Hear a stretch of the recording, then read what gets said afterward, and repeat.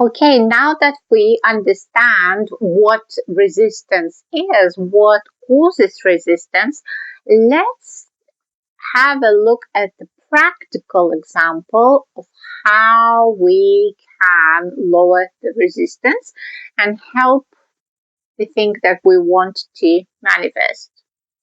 And I thought, what would be better example to use than something that absolutely everybody in this universe wants, and that is relationships. That is love. Everybody wants that. Even if you say you don't want it, you really, really do. Maybe not right now, maybe it's not the right time for you, but everybody wants to have somebody special. Everybody wants to be somebody's special. I'm just so convinced. You can't convince me otherwise. Uh, so, relationships. Now, when we have that desire, okay, again, let's have a look back into resistance formula. When we have a desire, we already have the idea of the relationship that we want. What is our perfect relationship? The relationship that we want and we believe that we deserve. Then goes into beliefs department. Now, what emotion emotional tone does it evoke that belief? Do you really believe you deserve it? The type of relationship that you want. And then that belief is going on to resistance scale. And if it's perfect alignment, then you can have it, manifest it very quickly. Believe me, the physical plane is just going to be really effortless if you are fully in alignment. We know that three planes they are what's happening, everything that is manifested going into three planes. So mental plane, that thinking, the desire, that is mental, and emotional plane, how does it feel? And then finally need to take some physical action, which, trust me, if it's these two previous two are so in alignment, then it will feel so effortless. It will feel as if universe is just orchestrating everything for you. You will not be able to stop yourself from making that call or just asking her out. Anything really that needs to be done, you will have full list of ideas and you will know exactly what you need to do because universe will really orchestrate that magically for you. So this is how I know really from experience. And okay, let's go and have a look at my previous resistance. So what beliefs I had in the past before this version of me who's sitting here in the chair, before that fully healed version, who I don't know if I had too much resistance left. Maybe there is something I'm still working on, but definitely I have overcome so much and it's just not the same person. So, my last relationship, situationship, don't know how quite call it, classified. I guess it's still a relationship because no matter what is arrangement between people, it's still when two people involved, it's a relationship, isn't it? That's how I see it. So I always thought, I always believed since I was like very young, for forever, I believed that if a woman chooses to have divorce, to become single with children, like single mom, she should not be in a relationship with a man until her children are ready to leave the house, are grown up and moving out. That's how ridiculously I sound it sounds. I know how screwy that sounds, how deeply self-sabotaging that you just have no chance of attracting anyone who will really want to be in fully committed relationship to you and want uh, really something serious. If you are having this belief, you will self-sabotage at so many points, and this is what I've done in the past. So I know that that was really the most screwy belief that I had around it. And I also believed, sort of in relation to this, that I would resent a man if he wanted to be with me despite me having children. I thought, I felt that I would resent that type of man. So imagine how deeply I had really scrutinized this belief, and I just turned it around completely 180 degrees, or is it 360? Not quite sure. Can't see that visually now, but really, really changed it into helping with the knowing. Now I know how universe works. I know that there is somebody out there who's perfect for me, for my current circumstances. It doesn't matter what they are, it's completely irrelevant. There is somebody out there who is my perfect match, who is exactly looking for me, sort of the vibrational version of me. And that is it. That is where I can live, but I didn't leave it there, and I looked at it deeper. I know now, I just feel it strongly that I would actually respect massively that man who would want to be with me despite me having children. My children are 18 and 15, 15 and a half, so not little children anymore. And I would actually respect him for his maturity. I know that I would not attract a man child anymore because he would not be interested in that, but mature man would be able to see beyond my circumstances. Also, I know that my son is an amazing young man and he would not be like a major issue. He would not be a troublemaker. Besides my children, they have a father, so my man would not need to play the role of the father. What is, I know that is just obviously is adding so much pressure on a man if he feels he needs to be a father. So that pressure is off. So he can just be a friend to my son and they can like both learn from each other. Um, so that is it with this belief. This was like really, really major thing. Now, my next limiting belief was my financial status, my job, what I do for a job. And this is kind of like recently I developed that resistant belief. And I'm not quite sure if I'm fully worked that out yet because it's still, I wobble a little bit on that one. So I just imagine my man introducing me to his family, his circle, his friends, his colleagues, whoever, doesn't matter. And he would need to say then what I do, or they would ask, and I would need to say what I do. It would come up that subject. And it just doesn't sound too appealing to say the truth. And, she works in a warehouse. And by the way, she's quite happy. She's enjoying working there. It's kind of almost as if it's better to say she's unemployed, she doesn't do anything.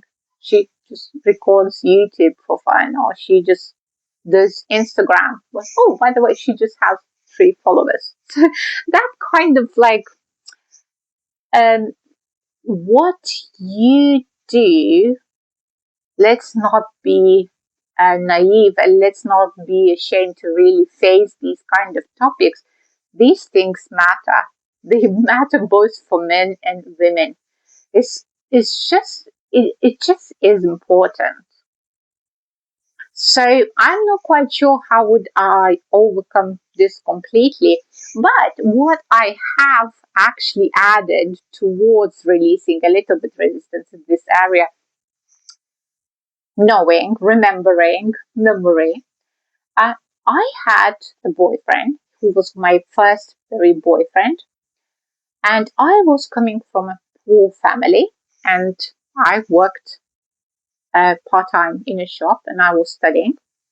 And my boyfriend, he was from wealthy family, generational wealth, finances. So we would go into social events, social meetings. He would introduce me to his business partners, friends, family, to everybody.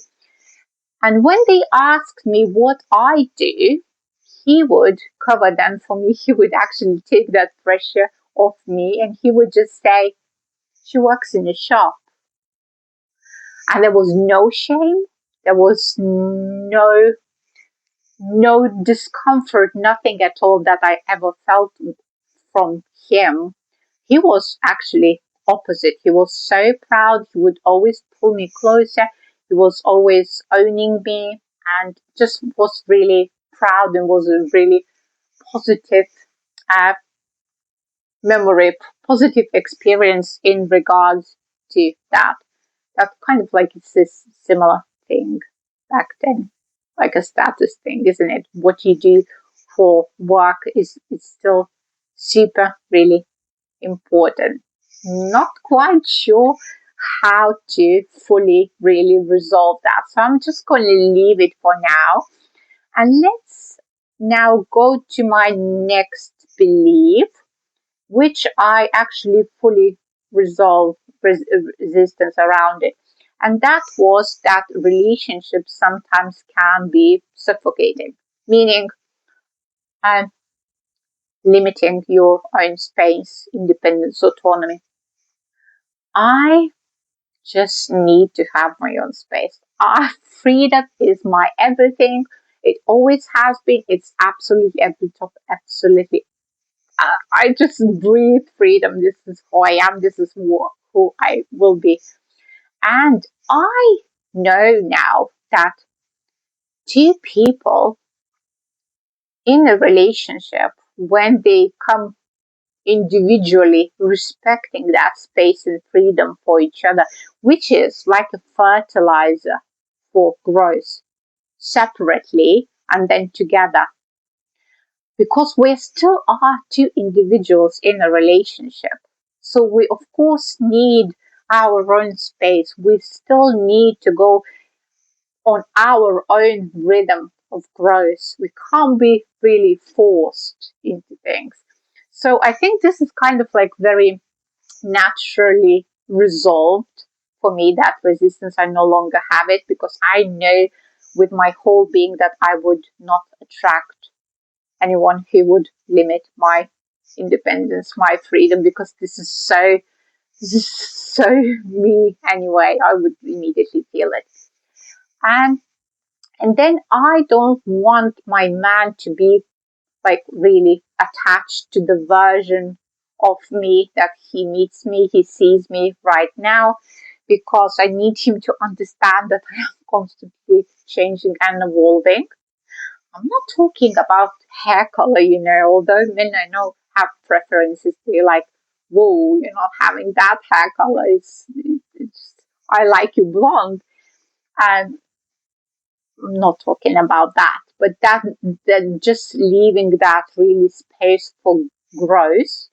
And if we, at any point, it just happens that people just grow apart, which is so natural, really, thing, it's less of a chance, less of a risk happening when both are healed from previous traumas, previous relationships, and both people are already whole, whole.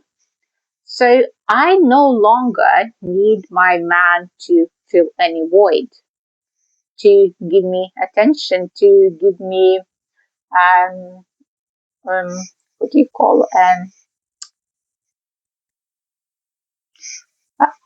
to just calm me, like from, because I don't have my any more insecurities, so I'm fully secure myself as a human, as a woman. So I no longer need that validation from a man constantly, or attention, that clinging type, that I used to have that type of relationship before, because I was still quite insecure in some areas. So I would just have that clingy type thing. And avoidance at the same time. Again, you want something, but you just don't believe you're good enough. So that kind of thing was in the past, which I worked it out because I am now whole version of me. So this no longer applies.